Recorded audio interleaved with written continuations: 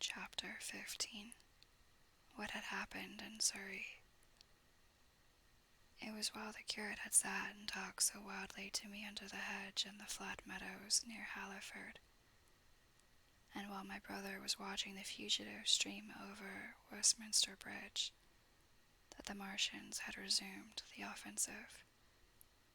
So far as one can ascertain from the conflicting accounts that have been put forth, the majority of them remained busied with preparations in the Horselow pit until 9 that night, hurrying on some operation that disengaged huge volumes of green smoke. But 3 certainly came out about 8 o'clock, and advancing slowly and cautiously, made their way through Byfleet and Pierford towards Ripley and Weybridge, and so came in sight of the expectant batteries against the setting sun. These Martians did not advance in a body, but in a line, each perhaps a mile and a half from his nearest fellow. They communicated with one another by means of siren-like howls running up and down the scale from one note to another. It was this howling and firing of the guns at Ripley and St. George's Hill that we had heard at Upper Halliford.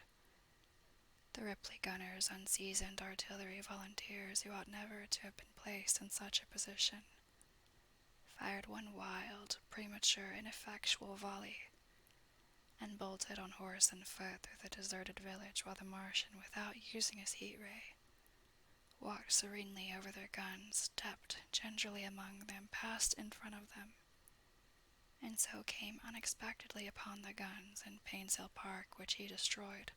Hidden by a pine wood as they were, they seemed to have been quite unsuspected by the Martian nearest to them. They laid their guns as deliberately as if they had been on parade, and fired at about 1,000 yards range. The shells flashed all around him, and he was seen to advance a few paces, stagger, and go down. Everybody yelled together, and the guns were reloaded in frantic haste. The overthrown Martian set up a prolonged ululation, and immediately a second glittering giant answering him appeared over the trees to the south. It would seem that a leg of the tripod had been smashed by one of the shells. The whole of the second volley flew wide of the Martian on the ground, and simultaneously both his companions brought their heat rays to bear on the battery. The ammunition blew up, the pine trees all about the guns flashed into fire, and only 1 or 2 of the men who were already running over the crest of the hill escaped.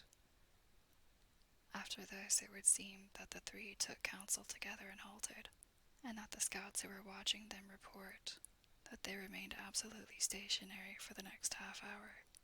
The Martian who had been overthrown crawled tediously out of his hood, a small brown figure, oddly suggestive from that distance of a speck of blight, and apparently engaged in the repair of his support.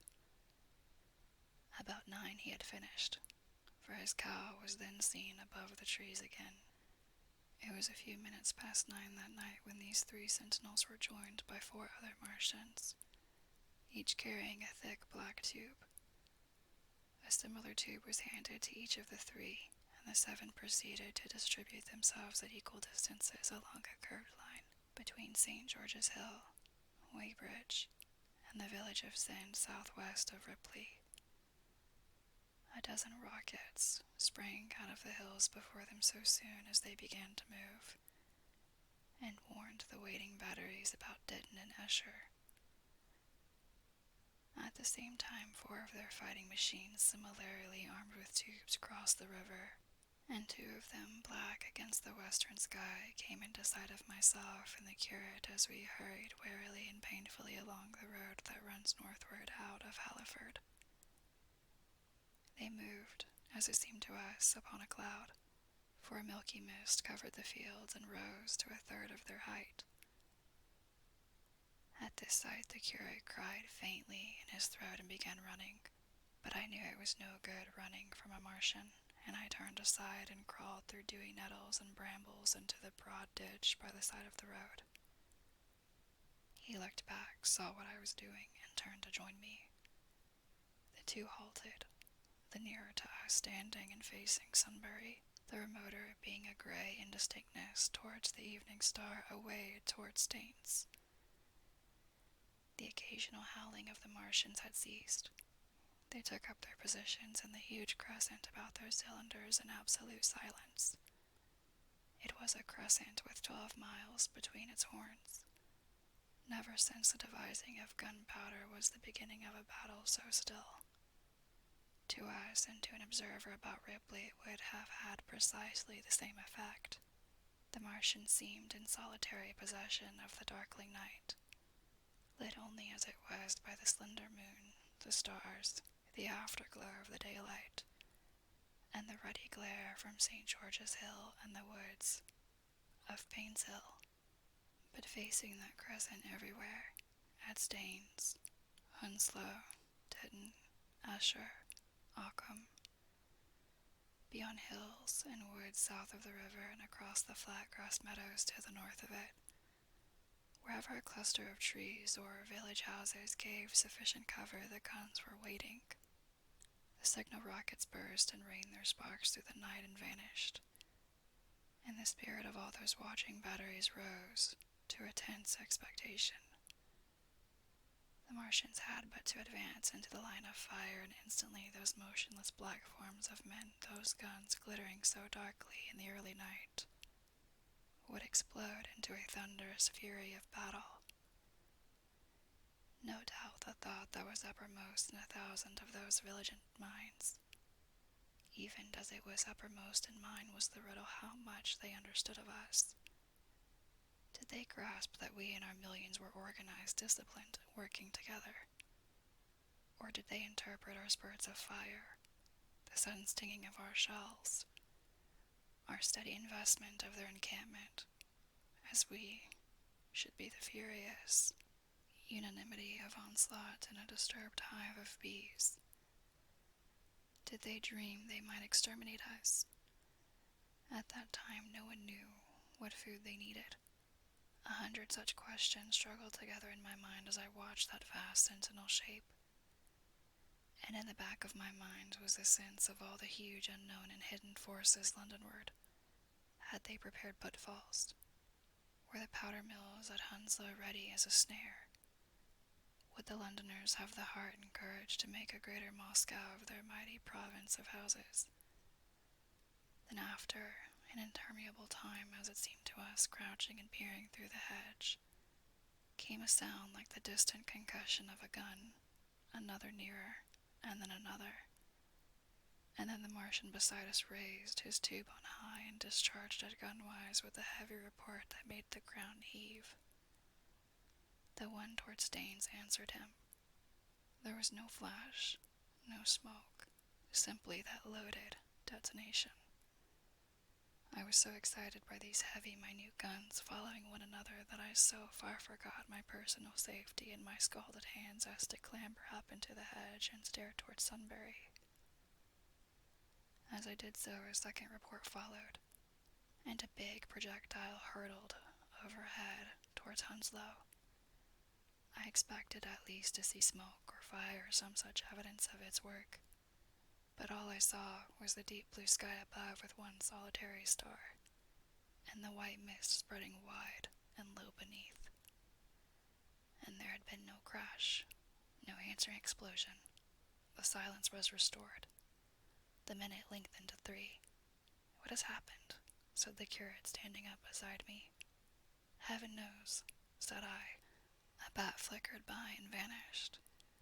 A distant tumult of shouting began and ceased. I looked again at the Martian and saw he was now moving eastward along the river bank with a swift, rolling motion. Every moment I expected the fire of some hidden battery to spring upon him, but the evening calm was unbroken. The figure of the Martian grew smaller as he receded, and presently the mist and the gathering night had swallowed him up. By a common impulse we clambered higher. Toward Sunbury was a dark appearance, as though a conical hill had suddenly come into being there, hiding our view of the farther country, and then remoter across the river over Walton we saw another such summit. These hill-like forms grew lower and broader even as we stared. Moved by a sudden thought, I looked northward, and there I perceived a third of these cloudy black copies had risen. Everything had suddenly become very still. Far away to the southeast, marking the quiet, we heard the Martians hooting to one another. And then the air quivered again with the distant thud of their guns, but the earthly artillery made no reply. Now at the time we could not understand these things, but later I was to learn the meaning of these ominous copses that gathered in the twilight. Each of the Martians standing in the great crescent I have described had discharged, by means of the gun-like tube he carried, a huge canister over whatever hill, cosp, cluster of houses, or other possible cover for guns chanced to be in front of him. Some fired only one of these, some two, as in the case of the one we had seen. The one at Ripley is said to have discharged no fewer than 5 at that time. These canisters smashed on striking the ground. They did not explode, and incontinently disengaged an enormous volume of heavy, inky vapor, coiling and pouring upward in a huge and ebony cumulus cloud, a gaseous hill that sank and spread itself slowly over the surrounding country. And the touch of that vapor, the inhaling of its pungent wisp, was death to all that breathes.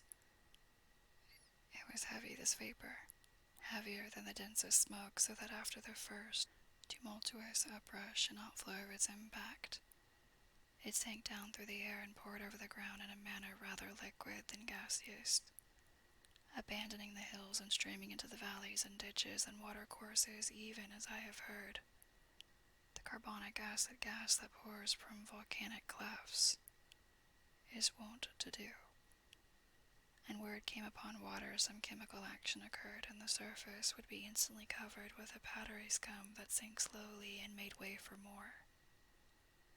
The scum was absolutely insoluble, and it is a strange thing, seeing the instant effect of the gas, that one could drink without hurt the water from which it had been strained. The vapor did not diffuse as a true gas would do.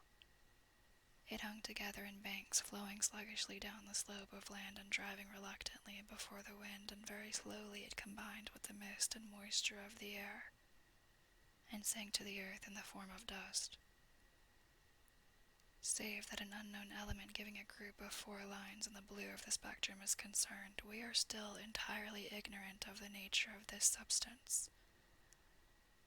Once the tumultuous upheaval of its dispersion was over, the black smoke clung so closely to the ground, even before its precipitation, that 50 feet up in the air, on the roofs and upper stories of high houses and on great trees, there was a chance of escaping its poison altogether, as was proved even that night at Street Cobham in Ditton. The man who escaped at the former place tells a wonderful story of the strangeness of its coiling flow, and how he looked down from the church spire and saw the houses of the village rising like ghosts out of its inky nothingness. For a day and a half he remained there, weary, starving, and sun-scorched. The earth under the blue sky, and against the prospect of the distant hills a velvet black expanse, with red roofs, green trees, and later black-veiled shrubs and gates, barns, outhouses, and walls, rising here and there into the sunlight. But that was at Street Cobham, where the black vapor was allowed to remain until it sank of its own accord into the ground. As a rule, the Martians, when it had served its purpose, cleared the air of it again by wading into it and directing a jet of steam upon it. This they did with the vapor banks near us, as we saw in the starlight from the window of a deserted house at Upper Halliford, whither we had returned.